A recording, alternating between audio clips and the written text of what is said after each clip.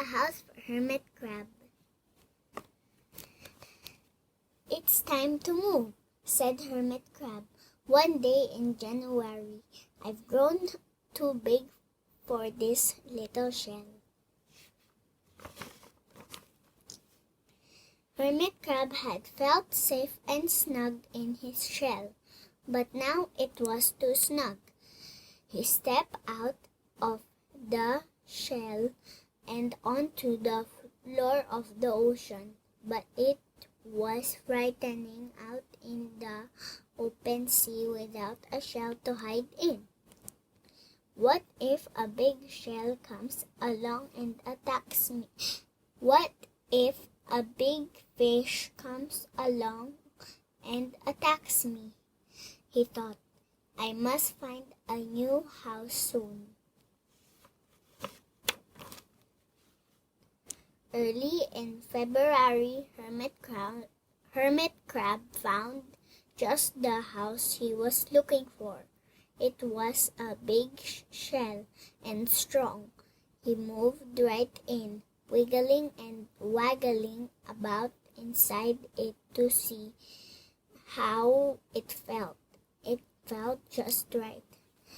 But it looks so well, so plain, thought Hermit Crab. In March, Hermit Crab met some sea anemones. They swayed gently back and forth in the water. "How beautiful you are," said Hermit Crab. Would one of you be willing to come and live on my house? It is so plain it needs you." "I'll come," whispered a small sea anemone. Gently, Hermit Crab picked it up with his claw and put it on his shell. In April, Hermit Crab passed a flock of starfish moving slowly along the seafloor. "How handsome you are," said Hermit Crab. "Would one of you be willing to decorate my house?" "I would," sniggled a little sea star. Hermit Crab picked it up with his claw and put it on his house.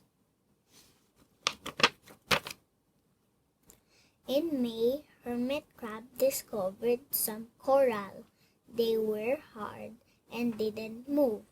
"How pretty you are," said Hermit Crab. "Would one of you be willing to help make my house more beautiful?" "I would," creaked a crusty coral. Carefully, Hermit Crab picked it up with his claw and placed it on his shell.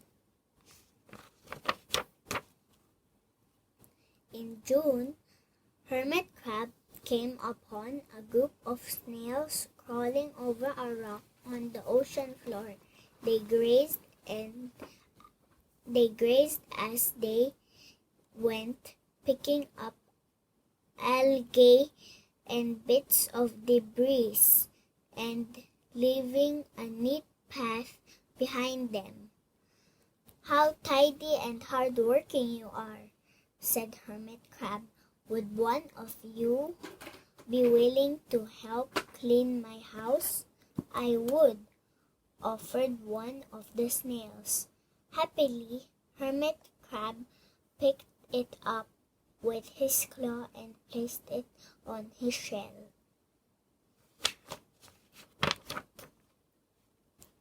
In July, Hermit Crab came upon several sea urchins.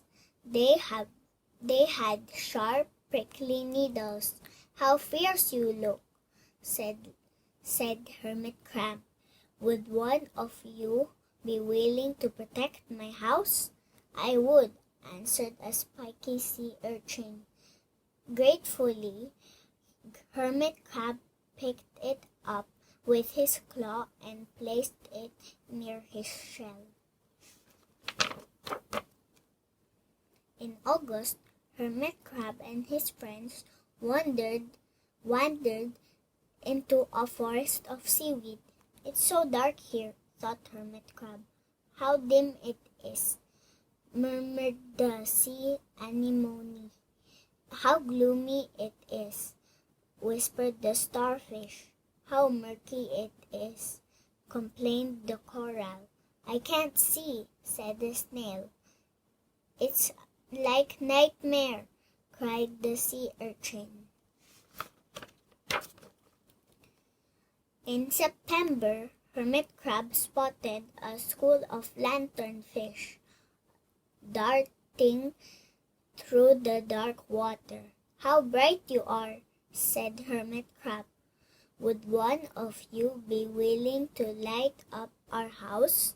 "I would," replied one lanternfish, and it swam over near the shell.